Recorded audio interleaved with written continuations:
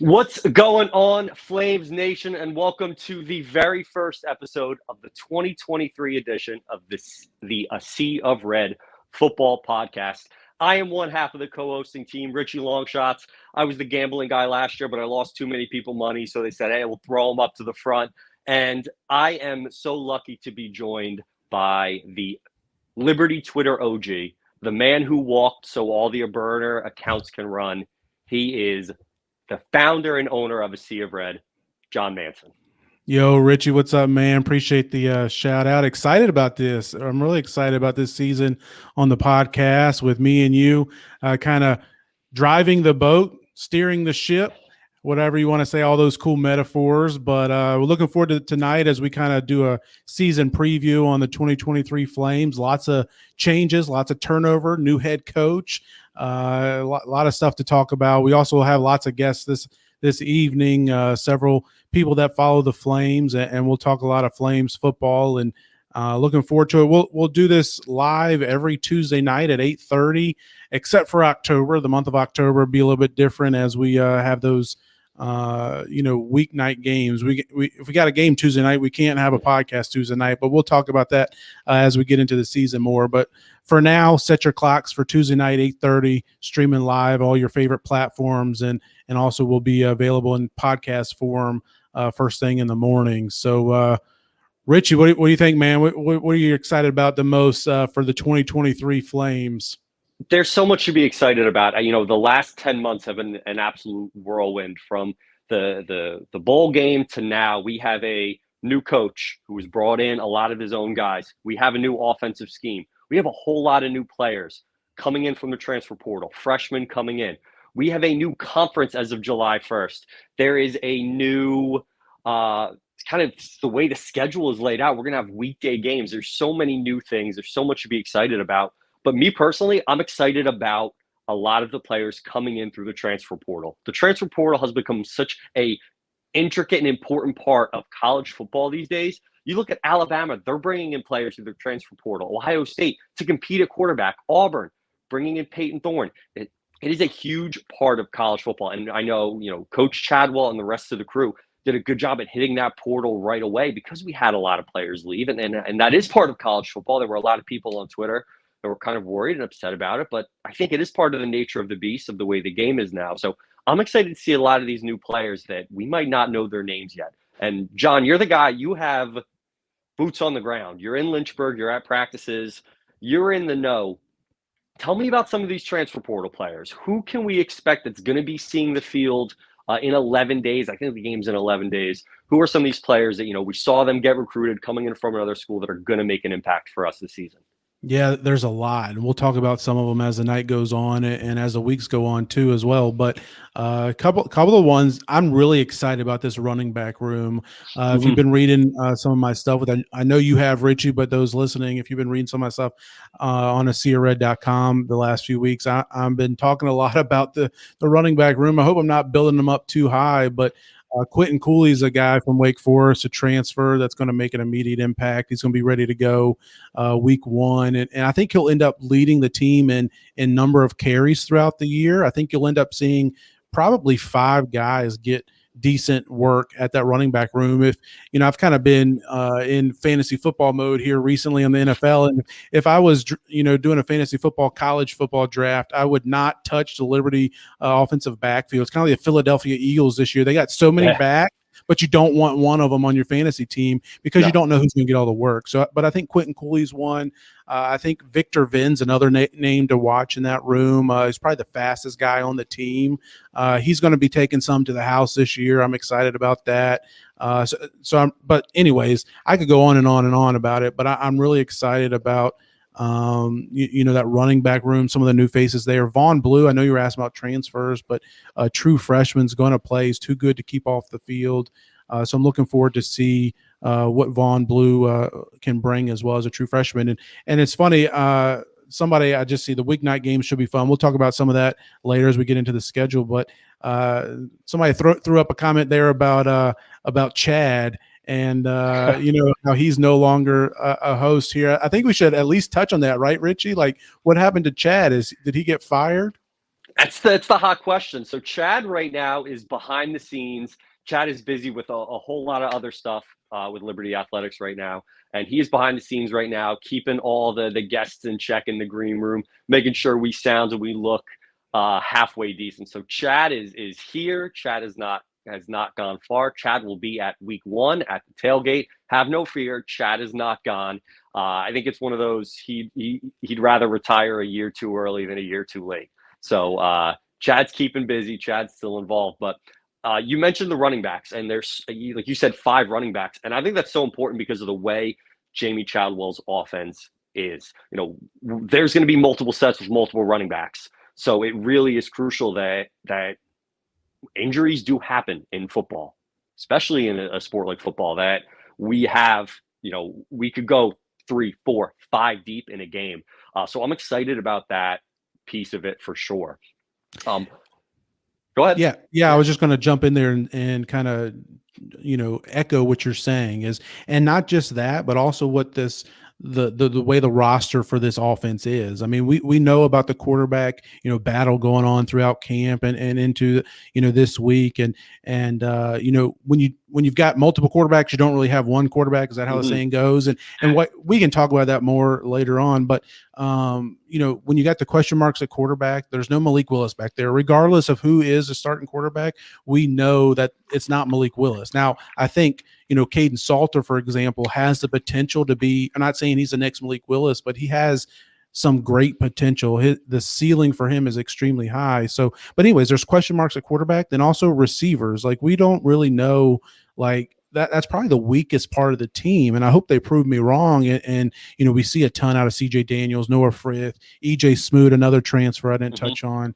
But yeah, I mean, I think when you couple that in, those weaknesses, those question marks, with the strength that I think we'll have in the offensive line and the running game, the running backs, and the way this offense is run, I think you're going to see a lot of 2 back sets, maybe more than 1 back sets, probably a lot of 2 tight end sets as well, too. 22 personnel. It's going to be a lot different than what we're used to seeing. Hugh Freeze is known for airing it out, what he did with Malik Willis, what he did with Chad Kelly. And we're going to see a lot of balls thrown to tight ends this year, more so than, we ever saw before. So I think that was a good kind of overview of the offense for a little bit, and got a good idea. We heard some new names, some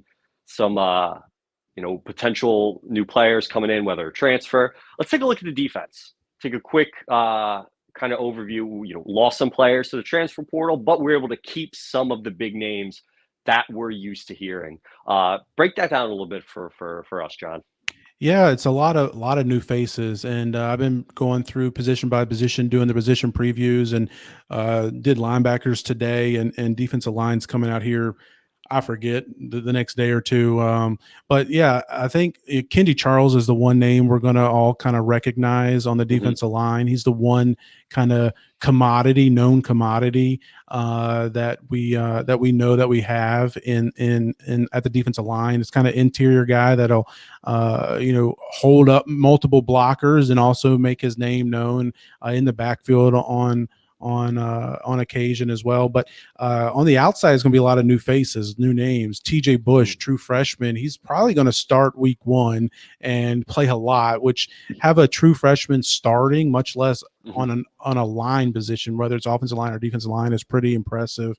So TJ Bush is one name we need to know about. But overall, this whole defense is very young, right? They've got a lot of first, second, maybe third year guys that are having to take that next step, like a Jerome Jolly at linebacker. He's just a guy who's either third or fourth year in the program, and he's been primarily a special teams player, a reserve linebacker. He's really been one of the team's best special teams players, and now he's going to step in probably to a starting role at linebacker alongside Tyron Dupree. So a lot of that type thing going on across the board on the defense. In the secondary, you got Quentin Reese is a guy at Hmm. safety that's kind of going to lead us, which we'll see him in a few minutes here, and an ad spot for us. But yeah, so Quentin Reese is going to kind of lead the way at safety. Brylan Green's another name, a two-sport player, plays baseball as well at safety. He's probably pushing for a starting spot. Brandon Bishop, another transfer from Louisiana. There as well too. So it's a lot of new names, new faces. Skylar McGee is now the defensive coordinator, also defensive line coach. So it's going to be a similar type of defensive system that we saw the last couple years under Coach Freeze and the previous defensive staff. But a lot of new names and faces, and a lot of young faces too. So I think I think this can be said for the whole team. We just got to give them time to grow, Hmm. time to mature, time to evolve. And I think that the team that we'll see in November will be a lot better and different than the team we will see week 1, week 2. And that doesn't mean that I think we're going to go out here and lose week Yeah. 1 and week 2, which we can get that more later as well. But it's going to be a lot of question marks and maybe a little bit of a rough slow start out of the gate. And I think that's important to remember. Not every, when a college football team gets a new coach, they don't pull a TCU and Sonny Dykes and go to the national championship game. There are growing pains, and we have to temper our expectations. I mean, Hugh Freeze in his first year, Turk Gill in his first year. It is going to take time. But John, you just mentioned a ton of new faces. We have a new face as well that we're going to be kicking it over to kind of give it a breakdown, because it's not just football season. Yes, we're going to be talking predominantly about football, but people say we're a field hockey school, and there are soccer games that kicked off. I think the girls' soccer team's off to a good start this year. So we're going to kick things over to our boy Zeke, who's going to give us a little Around the Flames update.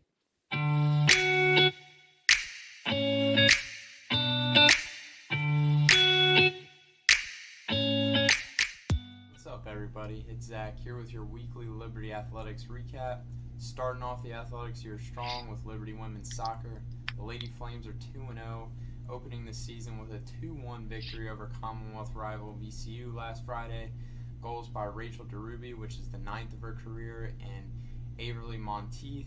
Monteith is the first freshman for Liberty women's soccer to score in her debut since 2012. The Flames continued their hot streak with a win over Delaware on Sunday, winning in a 1-0 shutout thanks to a goal in the 16th minute by Ivy Gardner. Next up for the Flames is a game against Tennessee Tech. These are the first 2 wins for the Liberty Athletics program in the Conference USA era. Up next on the docket for Liberty Athletics, Liberty men's soccer opens the season this Thursday against St. Peter's. Thankfully, this is not basketball. You want to talk about conference realignment, how about Liberty in the Ohio Valley for men's soccer? That's just crazy. Anyway, the game will be at 7 o'clock in Osborne on ESPN+. If you can't make the game, at least watch it there. Field hockey opens their season Friday versus Kent State. That game will also be at home and televised on ESPN+. Women's volleyball begins their season Friday. They host Bucknell in the Liberty Open. That tournament will continue into Saturday, where they'll face Gardner Webb and Stony Brook. We are just under 2 weeks away from the 2023 Liberty football season. Let's keep it going, and as always, go Flames.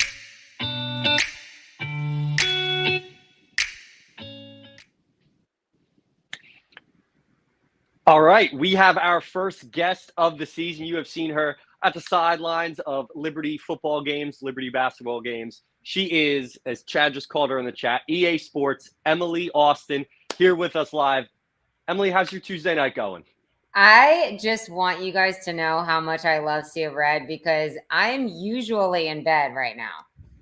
So this is just me and my dedication to Sea of Red and my love for y'all because I'm kind of lame and I'm usually in bed and I'm early to the chat, which I wish Matt Warner could see this because I've never been early to anything in my career whatsoever. But that's a little bragging on me. Maybe you guys should just do all your stuff at night rather than first thing in the morning. Is that what it is? No, the thing is, and my argument for always being late is I walked Stanley, who's laying below me right now.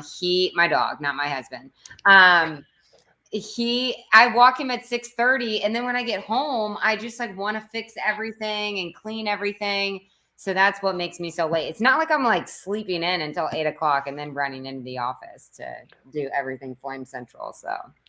Well, Emily, I think you opened the door. What are you going to do weeknights in October when we are playing football games at 7 o'clock? It's so weird. I feel like it's been tough because, a lot of the home games I'm on the sidelines reporting, and I'm so pumped that we're in a conference and this is what this program and university needed.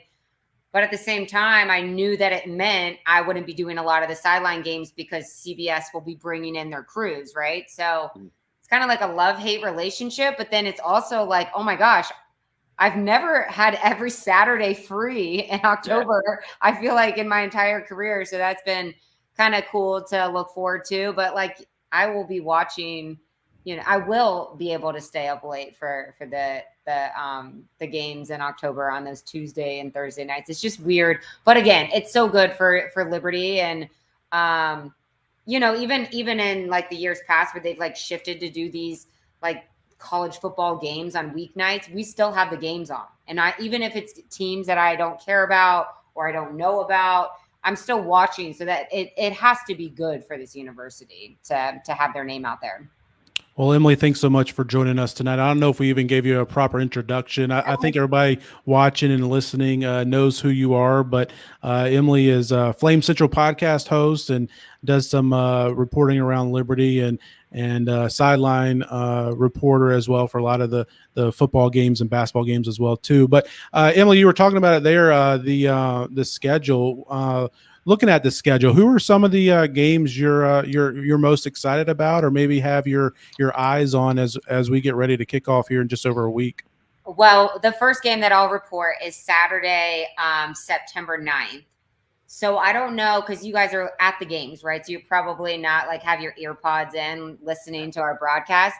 But I remember Diego Pavia was signing autographs at Williams Stadium in the middle of the game. I mean, remember the year that he had last season, it was just, I think he had like the best like percentages and really every category as far as quarterback goes. So he had a great year, and that he's just coming back with even more fire to play against Liberty. So and now that they're, in a conference together. So I'm looking forward to that game because I'll be reporting it, and on the sidelines, that'll be my first game of the season, but also because I'm going to be like, Diego, that you were signing autographs, like you got to bring it again, even though I don't want Liberty to win. But so I'm looking forward to that game. And then I think like all of us, which I'm happy that the game is, what would that be? The 8th game into the season for the Flames, because hopefully like we'll have a quarterback established. And, this offense will be understood a lot better across the board for these players. So I'm really looking forward to that Western Kentucky game. I think that these are the top teams in this league.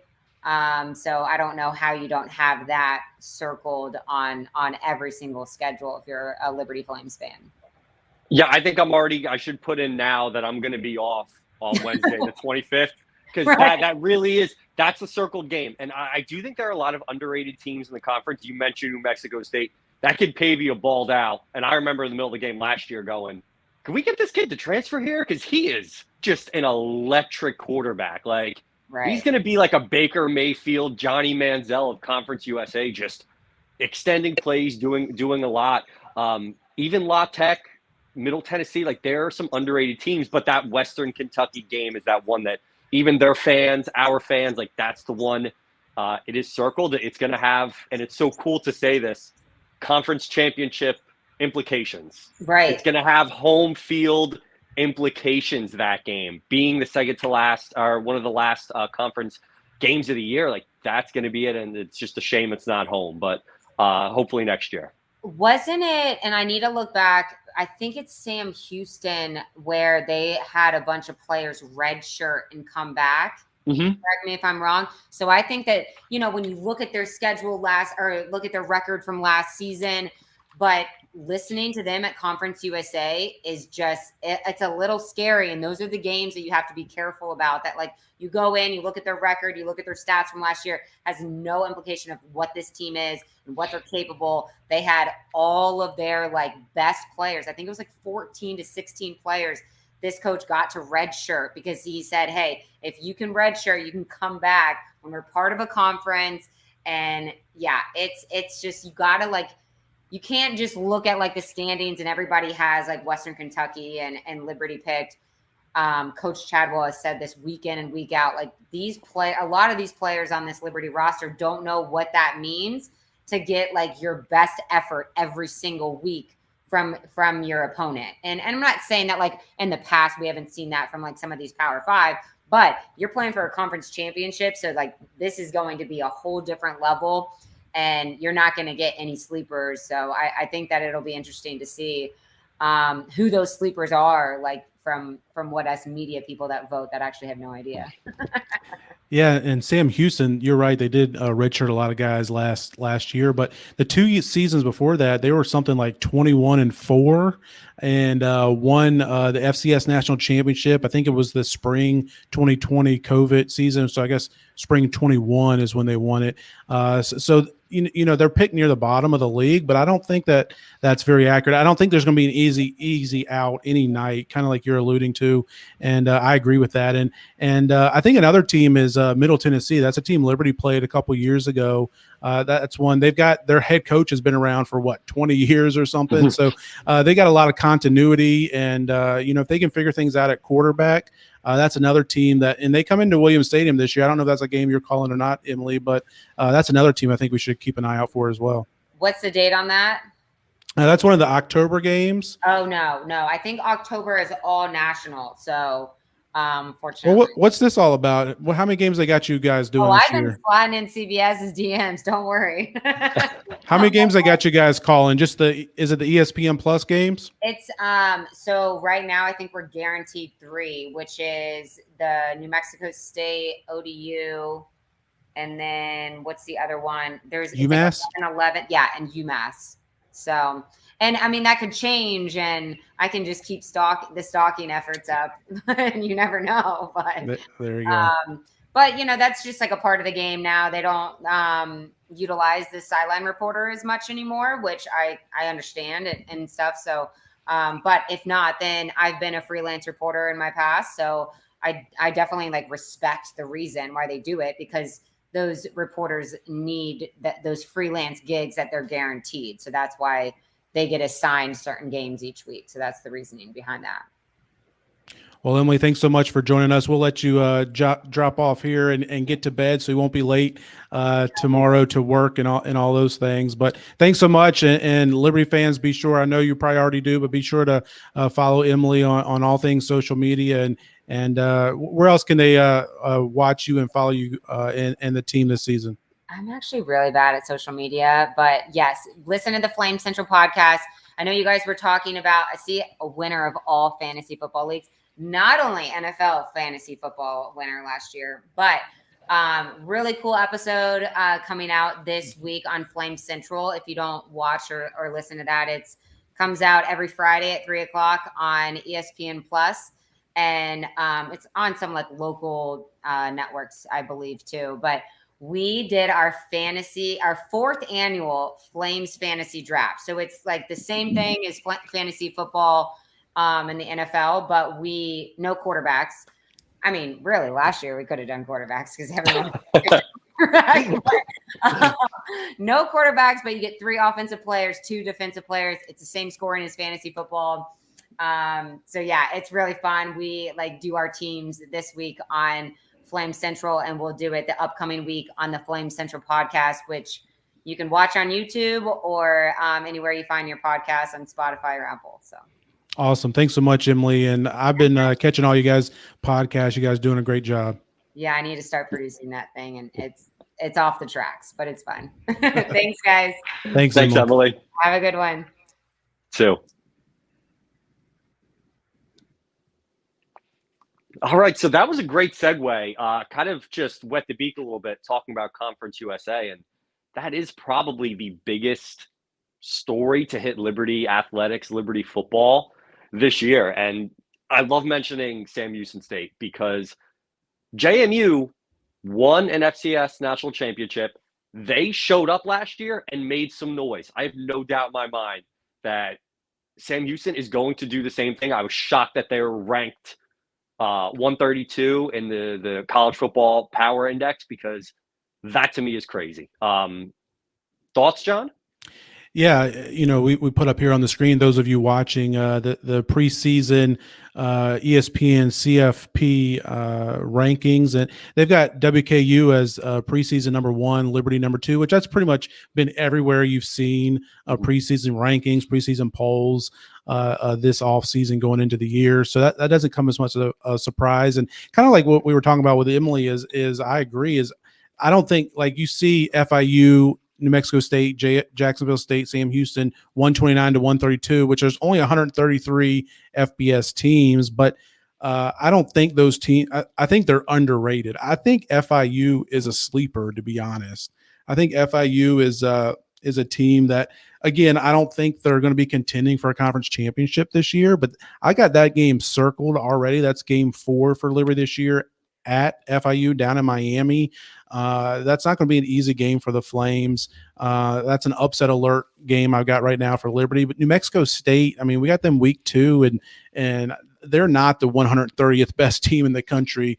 I'm sorry. And Jacksonville State, Sam Houston, those are traditionally very strong FCS programs. And we saw what JMU did, even though I don't want to talk about JMU much. And let's hope we don't ever have to mention them again this year on the pod. But we saw what they did last year in their first year in the FBS and in the Sun Belt. And Jacksonville State and Sam Houston have been just as successful as the Dukes have over the past, decade or so. And those of you that have been Liberty fans for any length of time, you'll remember when Liberty and Jacksonville State played that home and home, and the Flames got embarrassed, truthfully, in those 2 games. So I think CUSA is a sleeper type of league this year, and is one that these rankings, I think, over the course of the year, we'll see them creep up, hopefully with some strong non-conference performances. But Richie, looking at this list, outside of Liberty and WKU, those are the obvious answers. Who are some teams you would think would be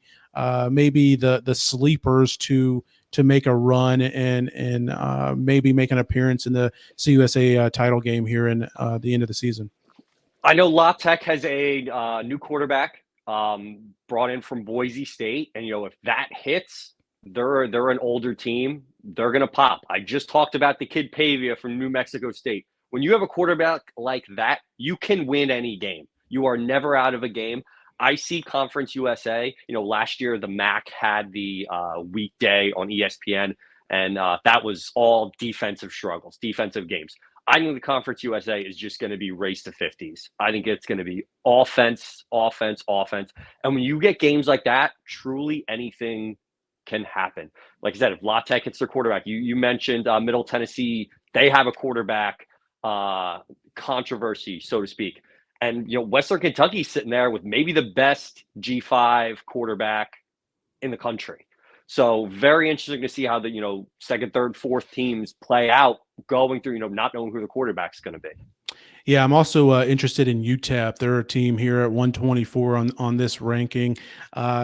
They're my sleeper pick. If Liberty or WKU falters or loses a game or two that we're not expecting, they're the team that I think may sneak up into that CUSA title game. Liberty has to go there to El Paso, which is a long trip the last week of the regular season to take on the Miners, and that's a game that the Flames don't want to be sleeping on, and it could be a game that decides who gets that second spot in the CUSA title game.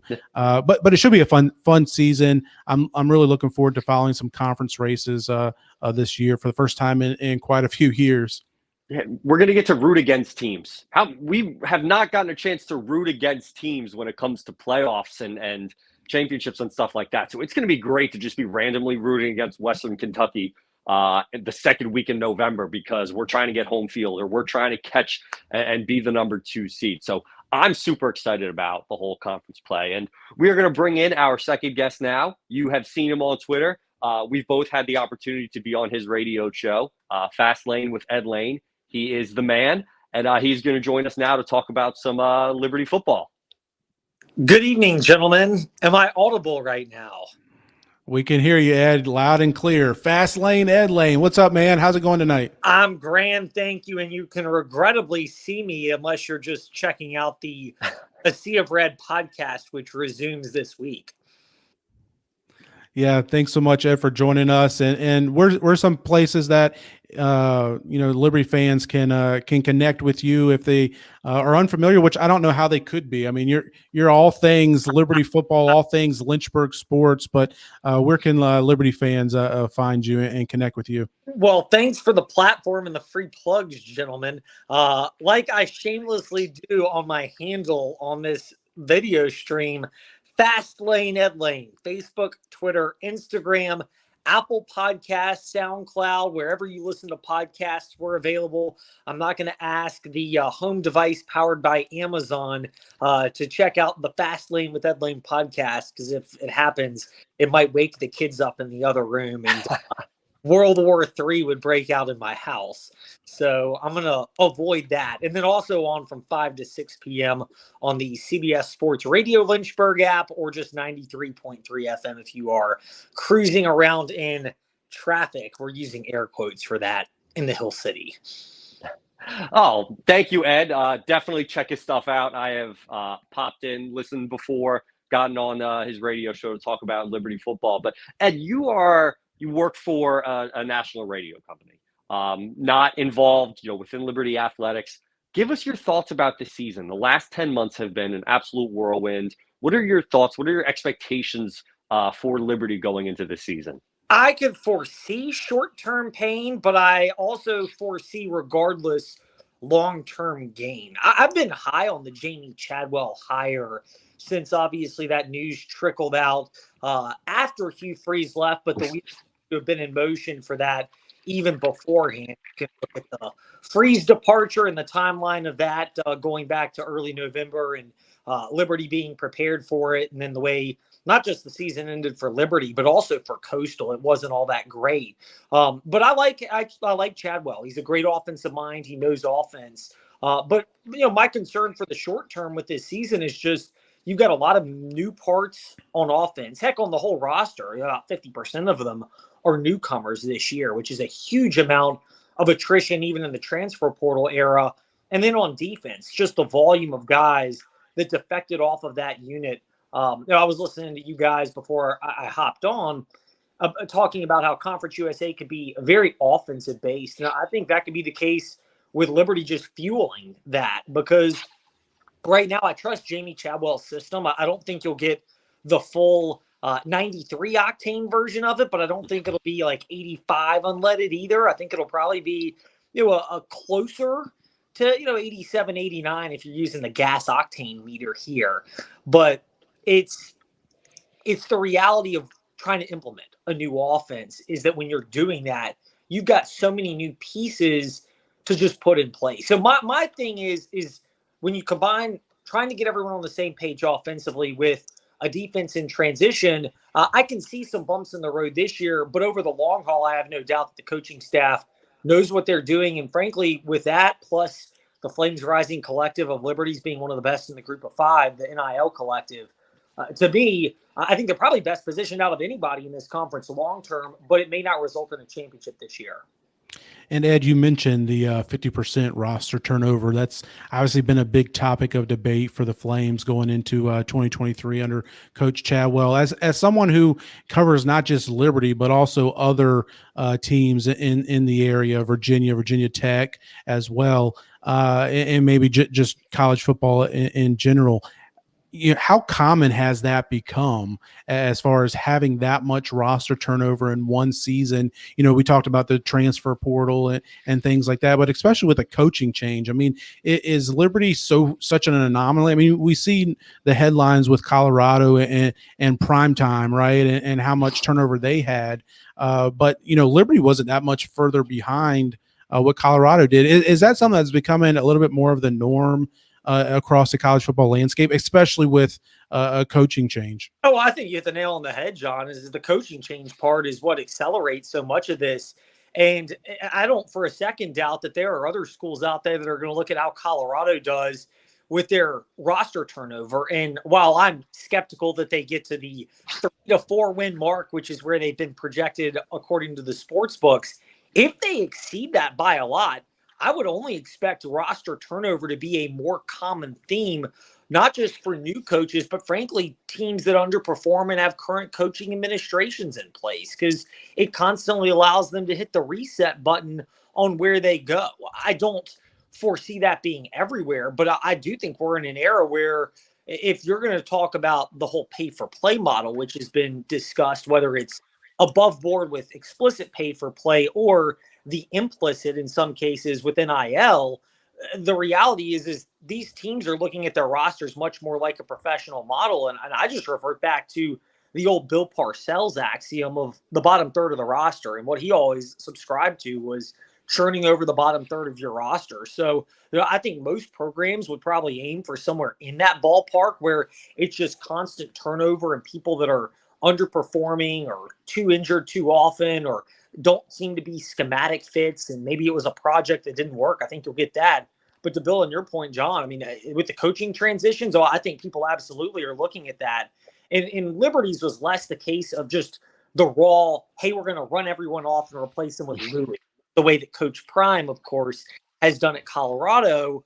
But it's there. And in reality, it's not just the new coaches wanting to bring their guys in, but old players from the prior regime are less likely to now all of a sudden feel loyalty to a new coaching staff because they view it as, okay, coaches made their best business decision by leaving. I'll make mine. And if that means leaving as well, even if it's not following the coach, you'll get that too. So I think just all those factors make it harder than ever, especially for a new coach to retain a large portion of the roster. And I think we have to be, mindful of the fact that Liberty's lost players to big P5 programs. And that is going to 100% of the time be something that comes up. And I understand the rationale behind it. It stinks, but the better some of these players get, the Alabamas, the Floridas, the Colorados, the Techs, they're going to come and go, hey, come play Power 5 football. They know that they're going to get a solid player that has played well on Saturdays that they're going to trust over an 18-year-old freshman who was just playing high school ball a year ago. So it really kind of like funnels down from the P5 where, they're pulling players from G5 and G5's pulling players that weren't getting a ton of burn at Power 5. And then the JUCO players, like it's a crazy triangle type of system we got going on. And it's really new for everyone. And that's the big thing. Oh, 100%. Like, I think a lot of it is just the fact that people don't have a real grasp on this, especially fans. I think programs do. I mean, you're kidding yourself if you don't think that a Georgia or an Alabama or a USC, and I'm just throwing those out there, but any school that wants to compete on that level, that they're not looking at other rosters and just they're constantly scouting. They're identifying guys off of other rosters that would be ideal targets, if you will, if they enter the transfer portal. Wink, wink, nudge, nudge. And I think for Liberty, and they've done some of this at the start of the Chadwell era, and to Hugh Freeze's credit, he did a really good job of this.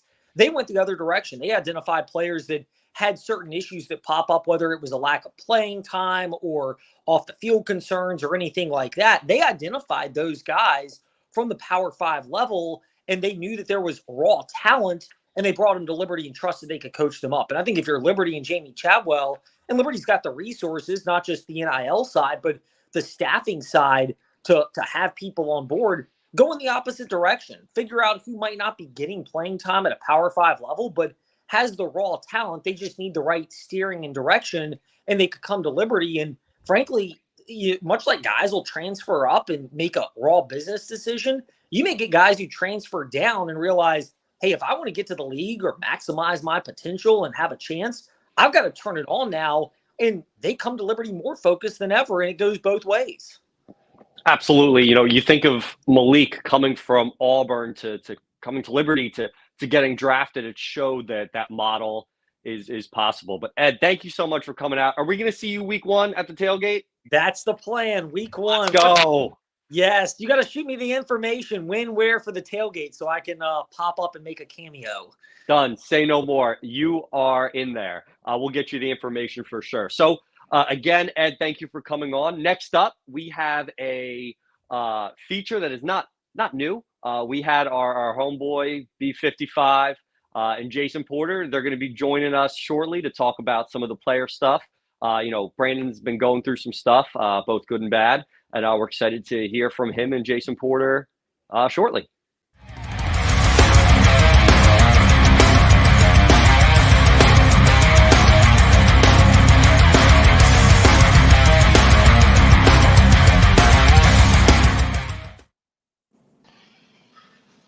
What's going on, gentlemen? How we living? What's up? How we doing? We're here. It's Tuesday night. We're so grateful that you're able to join us. Jason, I'm going to kick things over to you. What's going on? You've had quite a good week. Yeah, it's been eventful to say the least, but really excited to pick up the adventure here with Alan York and doing the color this season. Really looking forward to doing that, and be a whole new perspective. I was used to years and years and years on the field, so being upstairs with the bird's eye view is gonna be a lot of fun, calling some action with him. Hey, Brendan, Yes. Thanks so much for joining us again, man. We're excited to live with 5-5 segments become a Flames podcast, a Sea or Red podcast staple. So tough start to training camp for you, getting that injury, but you're such a trooper. We appreciate you coming on, man. How's camp been going other than that news? Yeah, first off, I just want to thank you guys for the opportunity to talk about the boys. And second off, practice number 3 went down with a knee injury, going to be out for a while, but team got better every single day. We finished up camp on Friday, had the Flames Fest, and then now we're starting to get into Bowling Green prep, but it's right around the corner. Game week's next week, and we're very excited around here. It's a lot of unknowns. That's the biggest thing. So a lot of firsts, a lot of unknowns, and we'll see what happens. So it's new for all of us. Absolutely. Brendan, So, yeah. Oh, sorry. So obviously new coach this year. You are a leader on the team. What are you, super senior? Super senior? Super senior. Super senior. So, you've been around for a while, and a lot of people look at you as a leader on this team, as I mentioned. Tell us a little bit about that transition coming in with a new coach this offseason. We've seen the videos on Twitter and all the dressing up in the weight room, the games on the field. It genuinely looks like y'all are having just a righteous time getting out there playing football. Yeah, it's a totally different experience from what I'm used to previously. As Ed just mentioned, we have like a 55% scholarship turnover right now. So anytime as the leader, that's a red flag because you have a lot of work to do. So it was definitely difficult at first. Had a lot of guys leave in December and in May. So a lot of new guys coming in. And I would say the number one thing where we prioritized was building the culture and building relationships, because if you don't know the guy next to you, you're not going to want to play for him. So they did a lot of stuff that was fun, incorporated that into the workouts and the lifts and stuff. They did a great job getting us together off the field also. We did a lot of events as a team. There's a lot of new guys, a lot of new names, a lot of new numbers, and everyone's new. So At the end of the day, it's all about building relationships, and that was the number one priority that they put in for us. Yeah, Brendan, I'd be curious too, talking about that roster transition and what you guys are dealing with in that. The big C is always chemistry, right? When you're talking about teamwork and how to put that together. And we've obviously kind of beat this horse a little bit, but it's true. I mean, a 50% roster turnover or something like that. What do you think in regards to, obviously you almost have two separate themes. You've got the culture theme that you're talking about where you guys are having to build this camaraderie, get used to each other, learn names and hometowns and sometimes positions, but then also the actually the football side of things. Which do you feel like is kind of outpacing the other? I know they're sort of obviously going at the same time, but how important is the culture piece along with the prep piece of obviously the day-to-day operations? Well, truthfully, they go hand in hand. You kind of learn about a guy as you practice with them because you're talking on the sidelines and stuff. So they've been going at a pretty even pace. But yeah, it's insane to sit here and look at across the field and recognize that, I mean, half the guys you're with are guys that you didn't play with before. So as I said, the theme of right now, week 0 is unknowns, building relationships, and kind of throwing a bunch of ingredients in a pot and seeing what we can make as fast as possible. It's what it is. So it's kind of like a Food Network show is what it feels like. But at the end of the day, that's our focus. And I think with that being the focus, we can continue to build that. Brendan, love the hat, man. RT Rogers, we're so pleased to have them supporting us again. I think this is either the second or the third year, but Third year. Third year. Okay, awesome. Could you give us a little bit more background into RT Rogers and who they are and how the listeners can support them, a fellow Liberty alums? Yes. So Greg Rogers over at RT Rogers, Liberty alum, as John mentioned. They're based out of Southern West Virginia, and they deliver oil to many states around surrounding areas. They do a great job getting it fast and in difficult terrains. And any oil needs, petroleum, all that stuff, just hit up Greg at rtrogers.com, and they'll get you squared away. Awesome. Awesome. Thanks, Brendan. So tell us about, you talked about all the new faces and unfortunately, obviously, as we mentioned, you're kind of on the sidelines and coaching up some of the guys, but how's that offensive line coming together? A lot of new faces there, some transfers, some even true freshmen that seem like they're pushing for time in the 2 deep. How's that group coming along? This is definitely the most interesting group I've had since I've been here, because I think we have 3 transfers, and then 3 young freshmen, and then a couple walk-ons. So it's a brand new group, and I couldn't be more proud of how we've gelled. Coach Dirk's done a great job bringing us together, and having us towards that one common goal of being, the toughest unit on the team. I think they hit a home run with these 3 young guys, these freshmen. Austen Anderson, Aaron Fenimore, Cal Grubbs are all going to be phenomenal players. Probably the most developed group I've seen since I've been here so far, and they're all going to be fighting for playing time as young guys. So those guys are doing great. Jordan White has been incredible at center. He's come in and just started to run the show, and he's gotten better every single day. Jack Tucker and Xavier Gray, both guys are just killing it out of tackle. And I think, especially with the triple option, it's a lot of running, a lot of blocks that matter on the perimeter. And just to see, we're a very athletic group, so to see them get out in space, block the corners, block the linebackers, it's going to be a fun year. It's going to definitely be a lot of plays that, the fans haven't seen before out of our offense and on the field. So going to be keeping an eye out for that. It'll be fun. So, Babe, you didn't see on Twitter, there was a picture floating around of him holding a clipboard, doing some coaching. What are we thinking? I know there's some wedding bells coming up in January. You getting that coaching bug? You getting that coaching itch? What do you think? I'm enjoying it while it lasts, but that's not the plan long term. I can respect that. So, B, again, thank you for having us. Not going to cut away just yet. We've been seeing people, throwing comments on Facebook, YouTube. If you are watching, make sure you like and subscribe, whether, again, you're on YouTube, Facebook. Follow us on X or Twitter, or whatever we're going to call it. John yelled at me for calling it that today. But definitely check that out. It helps us, supports us, and you'll get alerts when all that comes. So, Jason, give us a little bit of insight, into the real estate game right now. It's been a while since our last update. Give us a little bit of a breakdown. What's real estate look like in Lynchburg and the surrounding areas? Yeah, one of the biggest things that's happened, it actually made national news, is the Lynchburg MLS got hacked, cyber attack or whatever the proper terminology is. And so we've been offline for about 2 weeks. So if you've been out there looking for houses and think that inventory is low, it's been low, but it's been because of the cyber attack. So breaking news, you heard it here first, but literally just about 2 hours ago, we went back online. So if you're in the market right now, should be a pretty good influx of inventory coming this way. Rates are higher than they've been in a while, a little over 7% right now. So that's causing some people to pause. It's just different math. It just causes you to run some numbers a little bit differently, but still a very robust and strong market. And I work quite a bit in residential and commercial and would love to help anybody that I can. Thrilled to be back with Sear Red for another year. Here we go. Yes, and I could promise you, Jason, I've kind of flirted with the idea of my wife, like, what if we got a house in Lynchburg? And she was, no, not leaving Jersey. But I can assure you, if we are able to pull the trigger, you will be the guy. I need a house close to the stadium, ideally within walking distance. And well, I know you'll take good care of me. Richie, John and I have one word for you: taxes. That's very true. Hey, Jason, appreciate you so much coming on and joining us for another season. As everybody watching, you can see his contact information for any of your real estate needs, and appreciate you as well. Also, Brendan, thanks so much for you, man.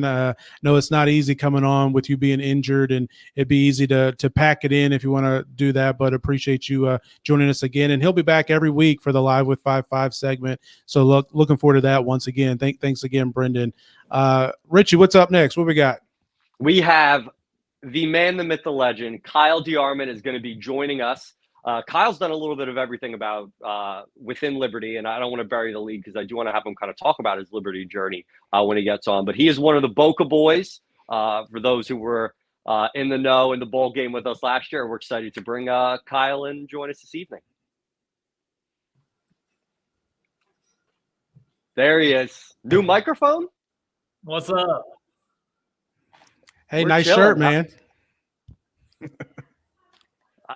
I missed the memo. No one told me about it. Welcoming us. Shout out to Steve Red for evening. the free shirt.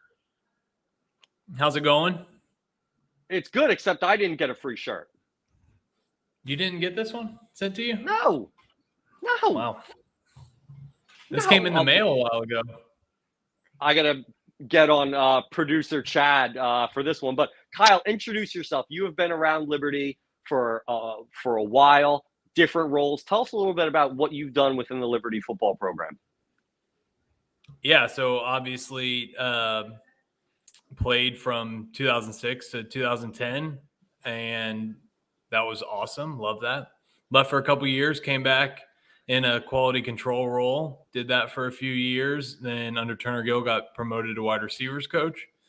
Stayed on with Hugh Freeze when he came in and on board in that transition, which was a lot different. It was interesting to say the least. And then went over and worked with the quarterbacks for a few years and enjoyed that time. And then felt like, hey, it's time to get out of coaching. So got out, and now I'm just a fan. It's awesome.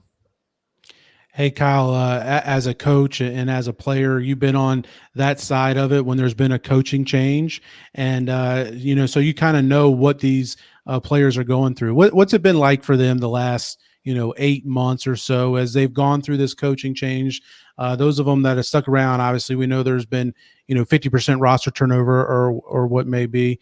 But what's it been like for them going through this change, going through spring ball, this summer workout program and training camp, and now as they're getting ready to get up onto, a week and a half until the season starts?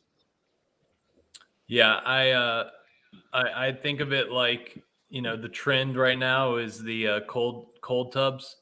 It's basically like the transition is jumping into a cold tub every morning, first thing, and that initial shock of just like, whoa, it's cold. And then it takes a little bit to get used to it. That is what it was like going from Turner Gill to Hugh Freeze. It was a cold tub every day of just, it was a whirlwind. It was a tornado that came through. So it's a big transition. That's why you see a lot of guys leave because they don't want to change. They want to stick with the old because every single coach is different. Nobody runs a program the same way. And I think the only time you kind of get a smooth, easy transition is when it's maybe an offensive coordinator or somebody from the staff that takes over. But when it's somebody new and a complete new staff, like it is with Jamie Chadwell, I mean, not really anybody retained at all.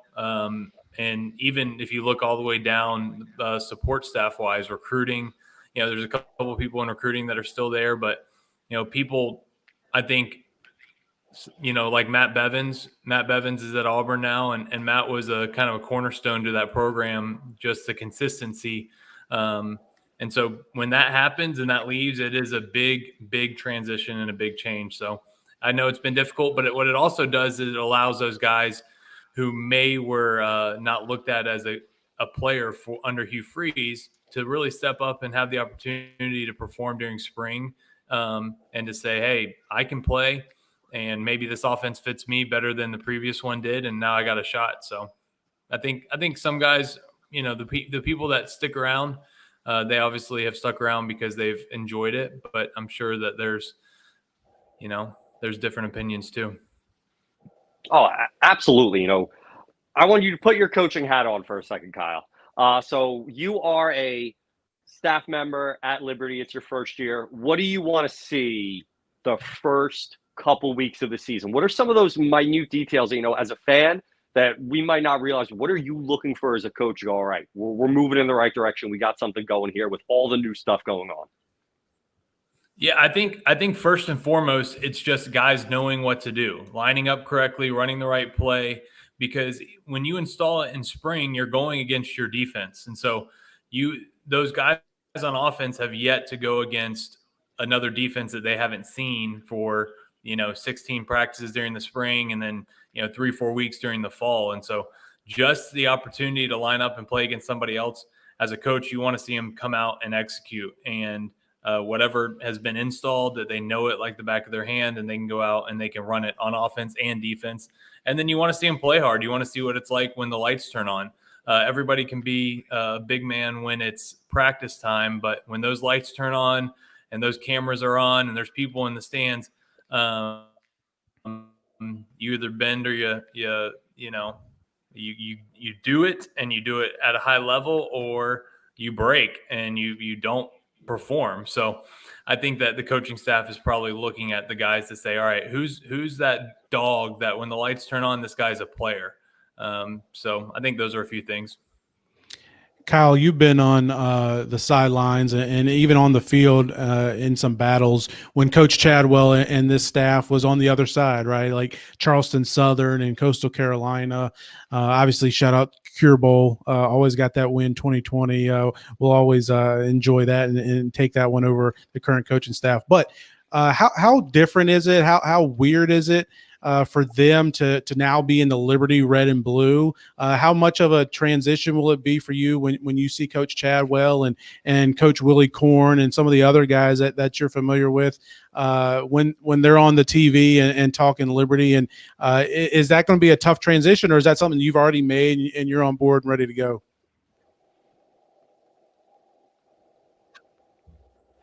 No, I think it is what it is. I mean, it was different at first when they jumped and and they became fans, but I think that now we're all used to seeing Jamie Chadwell in that red, white, and blue, and that staff in the red, white, and blue. So I'm all on board with them, and I think that that they are all Liberty all the time, which is what we say, and it's fun to see them tweet out flames and start to try something new for the fan base. And so I'm all on board because I think that they are too. I don't think that this doesn't really feel like a stepping stone for Jamie Chadwell. It feels like something that he really enjoys, somewhere that he enjoys being. And it seems like the support staff and the assistant coaches are just really, really thankful to be at Liberty and for all the things that are provided to them. And so that is really fun to see. It's not something like this is nice, but or anything like that. It's like, hey, we love being here and we love everything that we're able to have, and so that's awesome to see. And so I'm a fan. I'm supporting them, behind them 100%. It's funny, the three of us, we got a chance to tour the football facility, and when we were on that tour, I was very surprised to see in the operations center the Cure Bowl trophy from 2021 that was still there. They weren't sure what they were going to do with it, but You the Cure Bowl you made trophy sure to is still mention that there. too. Oh yeah, they were adamantly like, yeah, we don't know if this is going to stay, but it was cool to see that they still have that there. So Kyle, we've been trying to ask everyone, what are your expectations? What are you expecting? What are you thinking about this season when it comes to the Flames? Man, I obviously have high expectations for them based on the schedule.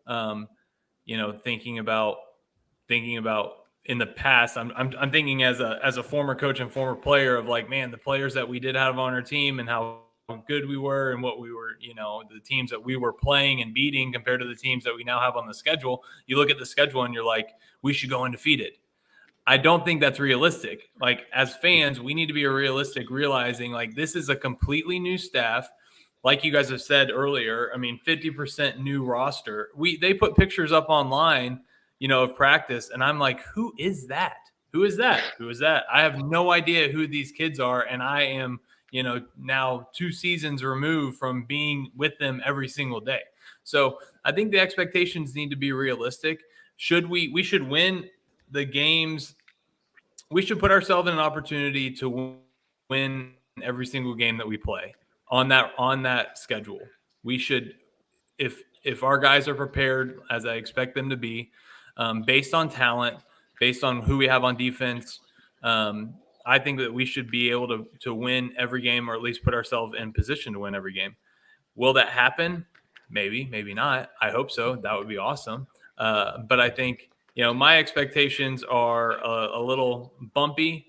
There might be a little bump in the road a couple times. The offense might look like, what are we doing? Defense might have some miscues, but that happens with new staffs. That happens with new coaches. Hugh Freeze's first year, Jamie Chadwell's first year at Coastal Carolina. It's part of it.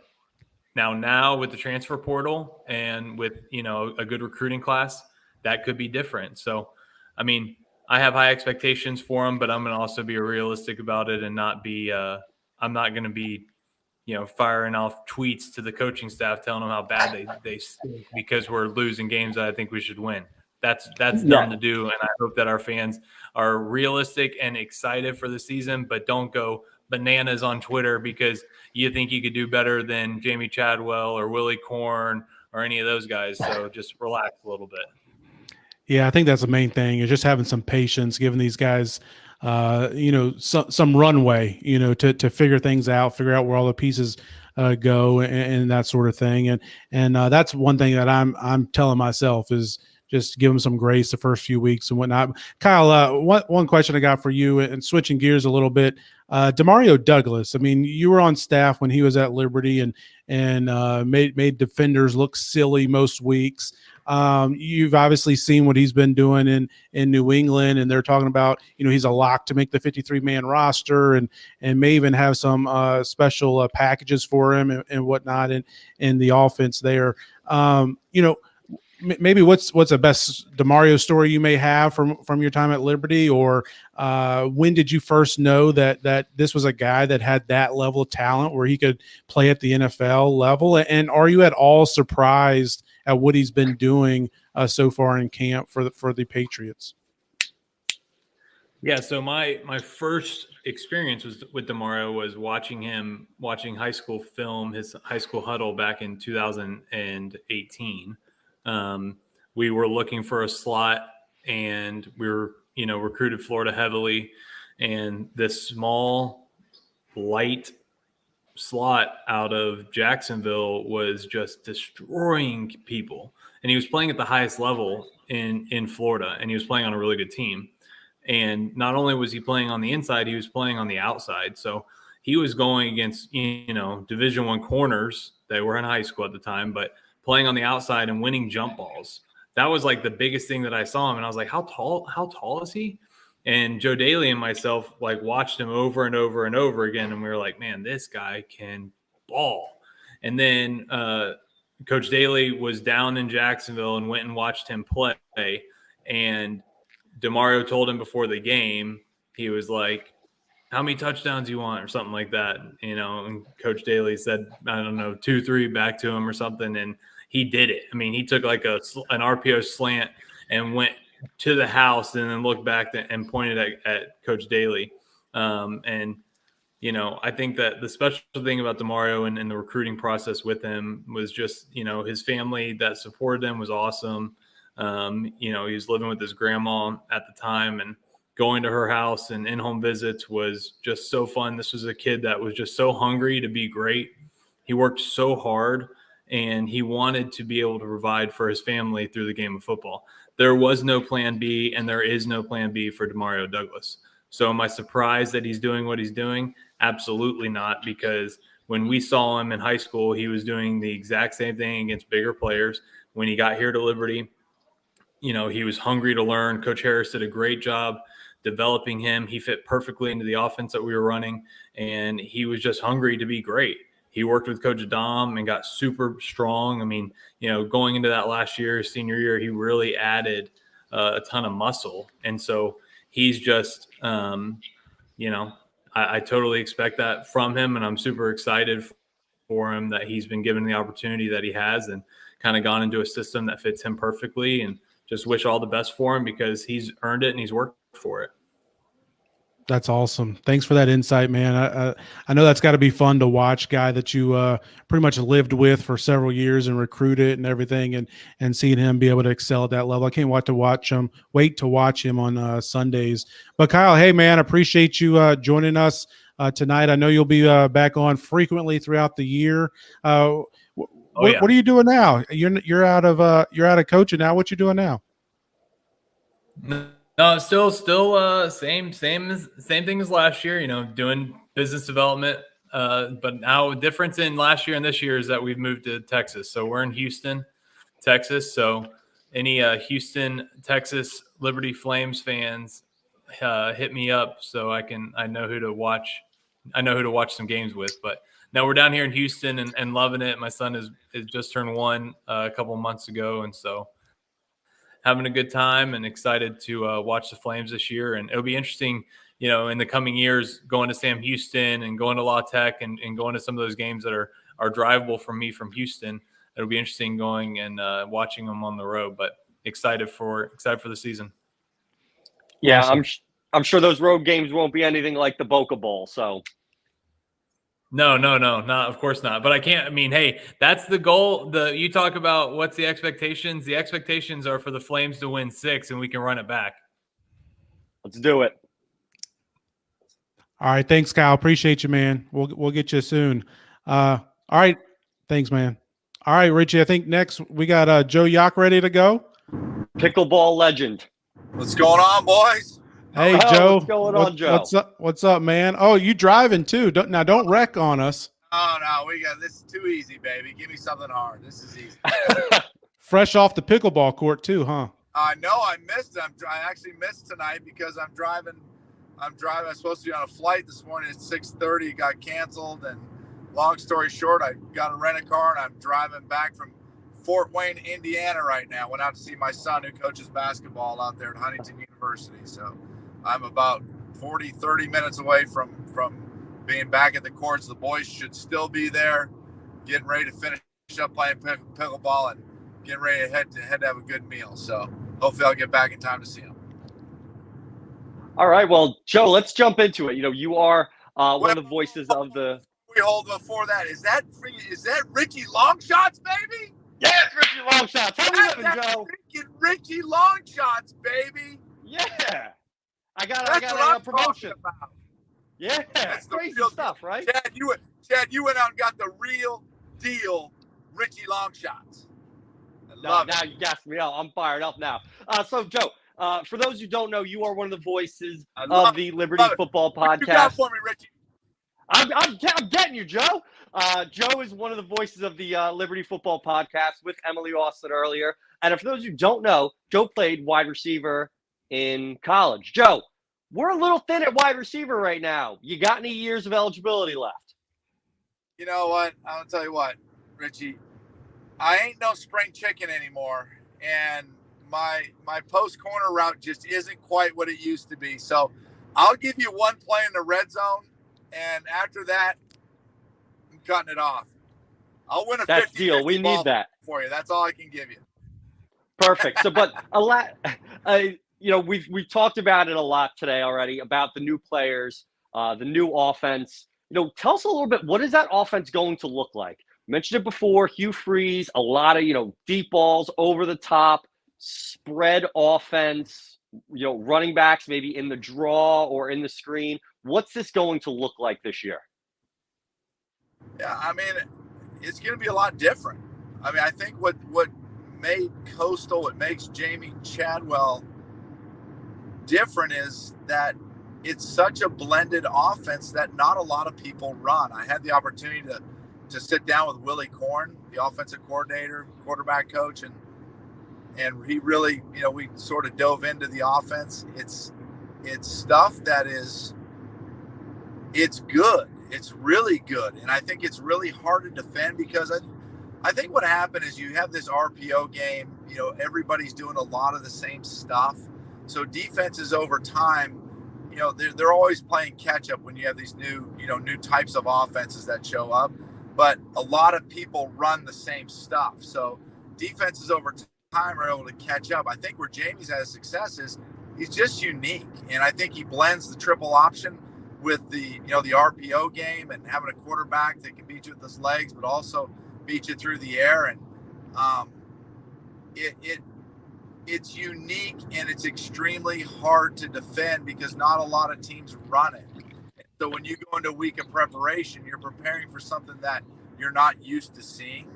And it's going to be I think early on, Liberty's going to try to run the ball a lot. I think they know at quarterback, they're going to have to manage the game and not turn it over. I think they'll probably stay away from too many RPOs just because teams can force you to throw the ball, which they may want to do and try to force them into mistakes. But you're going to have to be paid. As a Liberty fan, I'll tell you this right now. I know everybody's excited about Jamie.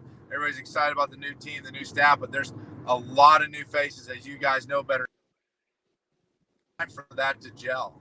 And so I think. Did we lose him? No, he's back. Yeah, I'm sorry. Yeah, I just said it's going to take time for those guys to gel. And I think it's one of those things that I've been saying for a long time now is like, you got to survive some early games. If you can play good defense and survive some early games and you give the offense time to gel, figure out the quarterback position, have some receivers step up. They're really, really solid at the running back position. There's a lot of young talent there. And then, the offensive line, Coach Dirks has got a job ahead of him with the offensive line to get those guys to gel. You lost Schlittler to injury, and that's going to hurt them, obviously. But they gel. I think they'll get rolling just because it's so hard to defend. Joe, looking at, I don't want to overlook the Bowling Green game. Obviously, that's week one, opening game, opening week. The team's preparing for them already. But I believe you guys, Matt and Emily, and you get to call week two against New Mexico State. I know you're a big Diego Pavia fan, and we all remember the last time we got to see Liberty in Williams Stadium against that New Mexico State team. How worried should Liberty be about that game, about the Aggies week two? Yeah, I mean, I think Diego Pavia is one of those guys. I remember when we started the broadcast and Matt came out and said, "Oh, this guy, his favorite football player is Johnny Manziel," and I went, "Oh, okay, so is this guy trying to model his game after Johnny Manziel?" And that's exactly, a unique circumstance with just finding out right before the game that Coach Freeze is leaving to go to Auburn. I think he lost the kids there after that announcement, or that sort of got out, broke on ESPN. But that's going to be, Jerry Kill is a great coach, and that guy has rebuilt programs, and he does it very systematically. He's got good talent there. They're a well-coached football team. New Mexico State is a team that Liberty definitely cannot overlook.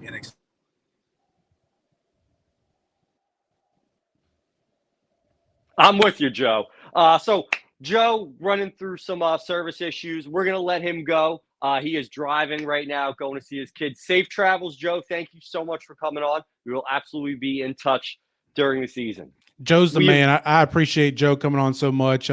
He's a lot of fun. I enjoy watching him and like we talked about earlier, Emily and Matt as well in the Flame Central podcast. And Joe's the hype beast, Alcover Mortgage guy. So be sure to give him a shout out if you need any of his mortgage services. But appreciate you coming on, Joe.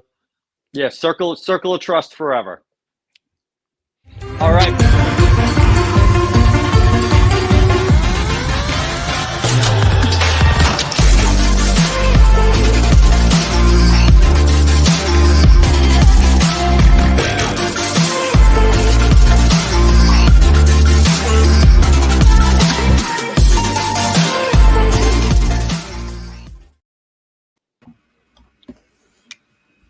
What's good, guys? How we doing? CT, what's up, man? Not much. It's we're gonna have to get some of those videos of Richie off at some point, but we're doing well. You gonna be in for incriminating. You gonna be in for week 1? We can get some videos of you, huh? Yeah, I mean, I'm not gonna be able to make it for week 1, but we'll absolutely got to do that at some point. Yeah, excited to have you, CT. I had an awful year last year, under 500. And again, I got pulled. They said, we got to get this guy out of here. We're bringing in CT. CT, for those who don't know, you want to tell them what it stands for? Yeah, my name is Christian Taylor. And what's it say underneath your name? Cashing tickets. Cashing tickets. Let's go. So we got week 0. I'm excited because it's college football. Couldn't care less. Give us your card. What do you like? Yeah, absolutely. We'll jump right into it. First of all, Richie, it's amazing to have you as host. I know, as you said, you kind of got kicked off after going less than 50%. I know you celebrated just breaking 50%, but we're going to hopefully do better than that this year because 50% is still losing money. So that being the case, hopefully I'm not the same entertainment that you bring, but hopefully we can still have some solid advice. So we'll jump right into these. And what I'm going to try to do each week, I do want to kind of have a couple of rules that I kind of try to follow and go by. And so we'll jump right into those and they'll influence some of these picks. So rule number 1, right off the bat, when we're looking at things, we don't look at teams, we look at the lines, and then we have some football knowledge that we sprinkle it in. And so basically we know that whoever's making these lines, they probably know more than us. And so we can use that to our advantage as opposed to just trying to come up with things out of thin air because we think we know it all. And so that's what we definitely want to try to do. And then rule number 2, right on top of it, is that line movement is important. So what percentage of bets are on a team? What percentage of the money? Who's public? Who's not? Those are all things that we can use to really just get a piece together the puzzle, essentially.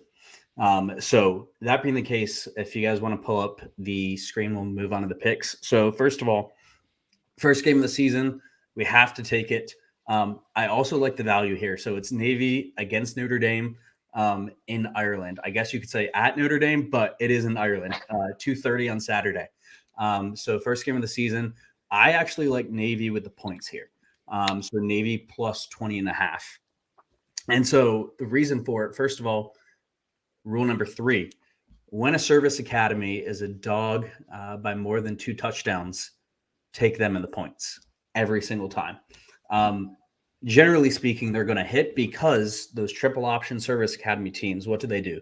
They limit possessions. They run the clock and they keep things closer.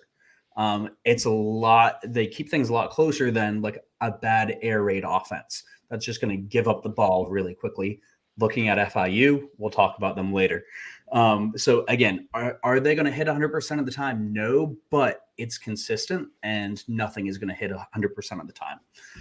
CT, can I just mention, with the new rules in college football, clock's going to be running a lot more. So with a team that is running the ball a lot, they're definitely going to keep it a lot closer. That's a great point.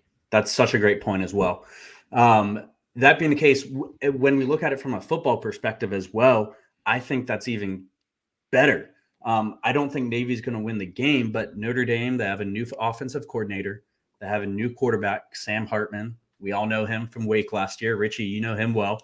But I think they're going to have a solid season, but it's a lot of pieces to put together right away.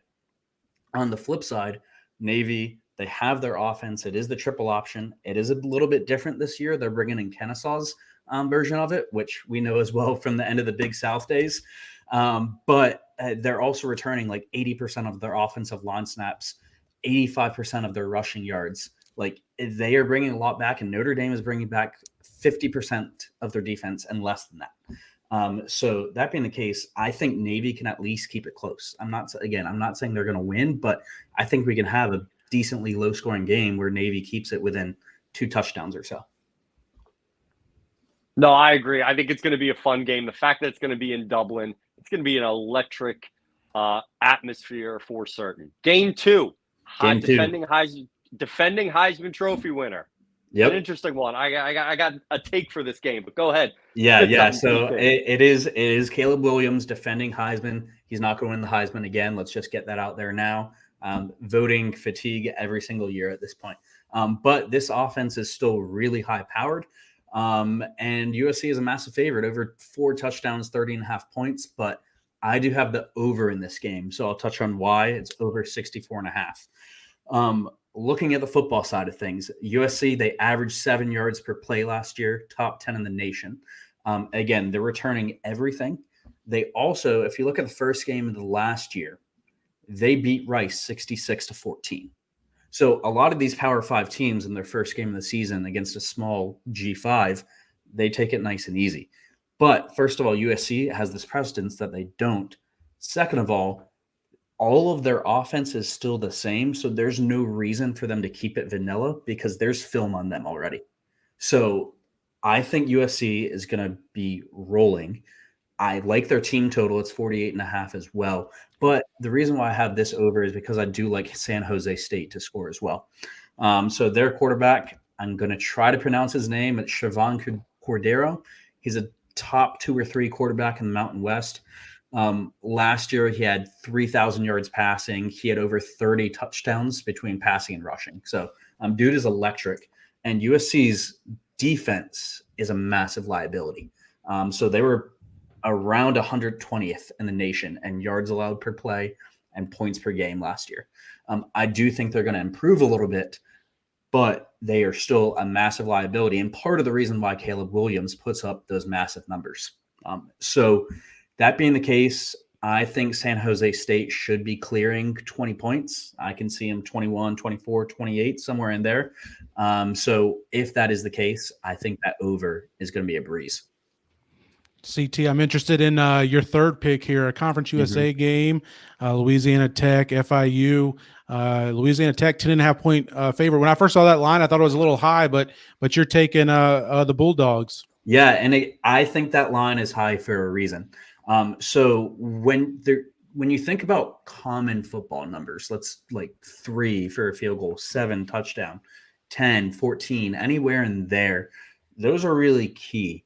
And so when you see a number, when you have to lay 10.5 points like that, I feel like your instinct would be, I don't want to be on that side of the number where I need 11.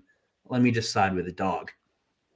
And I think that's done on purpose because the lines makers think that Louisiana Tech is going to roll in this game and they're trying to trap you into being an FIU fan.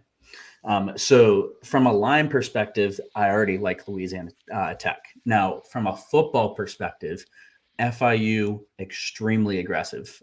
They're top 10 in the nation in terms of how much they're going for it on 4th down and 4th down in their opponent territory. What happened because of that last year? So they went 4-8 last year.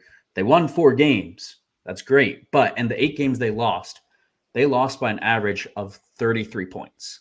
So they're boomer bust, essentially.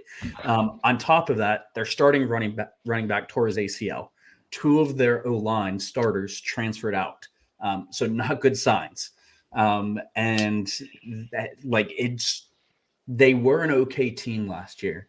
But again, when they lose, it is bad. When you look at Louisiana Tech, they return most of their offensive line. Their transfer quarterback is from a school that we won't mention. They are blue and they are in the Mountain West. He is okay. He's not great, but their running backs are great. They have a transfer from Baylor. They look really good there. I think they're going to be top half of the Conference USA. So that being the case, could FIU win this game? Sure. But if Louisiana Tech does win, they're going to win big. So that's what I'm going to take on this play. I'm going to take the 10.5 because of that line read as well. I don't hate if you take FIU money line, but do not take FIU plus 10.5. There's all our picks. I couldn't fully retire. I had to give some. He sent it to me. I went, yeah, absolutely. I'll slap some picks together. I got to go with my favorite pick of the week. It is my boy Diego Pavia against UMass over 44.5. Pavia is going to have 7 touchdowns himself.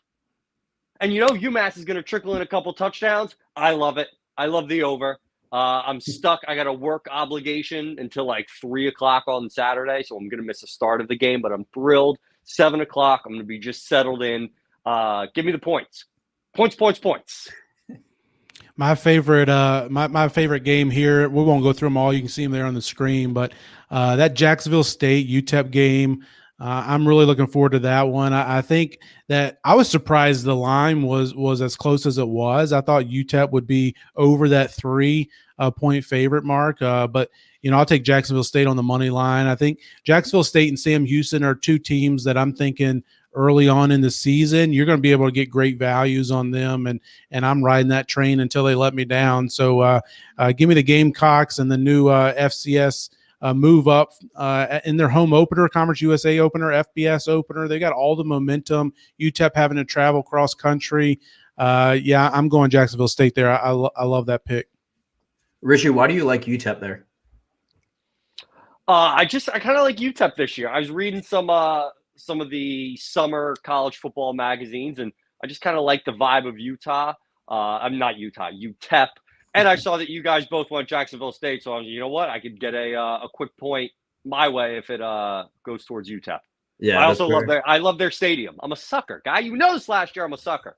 I love their stadium. Probably one of the nicest in the country. So too bad this game isn't home for them. Yeah, and I just can't trust Rich Rod. Plain and simple. CT out of all these games, not the ones you've already picked, but what's your favorite play out of these? Honestly, I do like Jacksonville State, but since you touched on that already, I am going to say Hawaii plus 17. So it's a bit bold because they lost the opener last year in Hawaii to Vandy 63-10. But they were just starting a completely new offense, and they saw a vast improvement the last month of the season. Vandy has to rely on their run game a lot because the quarterback has a lot of turnover issues, but their running back was really good last year, and he's gone. They have a true freshman that's starting. So those things, coupled with the fact that the line's only 17 when they lost by 53 last year at home, I want Hawaii with the points. Makes sense. I wish I would have known all that before I took Vanderbilt. But as JVP just said, I'm more of an emotion guy. CT's more of a stats guy. So I'm thinking we're going to have a little bit more success on this portion, the investment portion of the A Sea of Red football podcast. So CT, any final words? Only final thing is I'm going to say one bonus pick for us. Liberty to win Conference USA at plus 250. Get it in now while you can. Ooh, I love it. Let's go. Confident. Exactly. Don't bet against Liberty. You'll get people tweeting at you saying that you're a rat, and they'll be tweeting John. It's a whole big kit and caboodle, but that's neither here nor there. So CT, if there's anything that I've Tuesday. learned from you. What was that? Yeah, so I said we'll see you next Tuesday. Looking forward. Hopefully we're 2-1, 3-0, and we can get some people out here tailing your picks and making a little bit of money. Yeah, no doubt. Let's get off to the right start. Awesome. Thanks, CT. I think that's it. We got anyone else in the waiting room, Chad? No? I think we're good. We made it through, Richie. I don't have the stamina, man. I didn't get into my training camp workouts and things. I I got to build up, get back into the flow of things to sit through this. I don't know how Chad did it last year. This is a big time job. Yeah, we're closing in on an hour and a half. So thank you so much to everyone that hung around. I'm so excited for this season. The entire fan base, I think, has grown so much over the last year, and a big part of it is the Sea of Red, and a big part of it is Twitter and X, and just a great platform for everyone to make fun of me for the shoes I'm going to be wearing for the first week and argue over a bunch of pointless stuff. But that is going to be behind us now because football season is starting, and I'm sure tomorrow is going to be quite the fun day on Twitter, and we're looking forward to all of that. So, John, any last words? No, I just want to say, if you made it this far into the podcast, you're a diehard. You're a true patriot of the podcast. So do us a favor, help us out, like the show, subscribe, share it with your friends, your mom, your brothers, your sisters, your girlfriends, all those things. It helps us out. It's more fun. The more people we have watching and commenting, the better it is. So be sure to like, subscribe, share it, all those things. But other than that, I'm good, Richie. Appreciate it, man. Good job on guiding us through week 0 of this show. We'll be back next week, right? Try my best. We will see you next week. As John said, definitely like and subscribe. We're going to be doing some giveaways, some Sea of Red Club. We're going to do some T-shirts. We're going to be having fun, and it's going to be for the people that are here joining us live. So everyone have a great week. Stay blessed. Stay hydrated. We'll see you next Tuesday.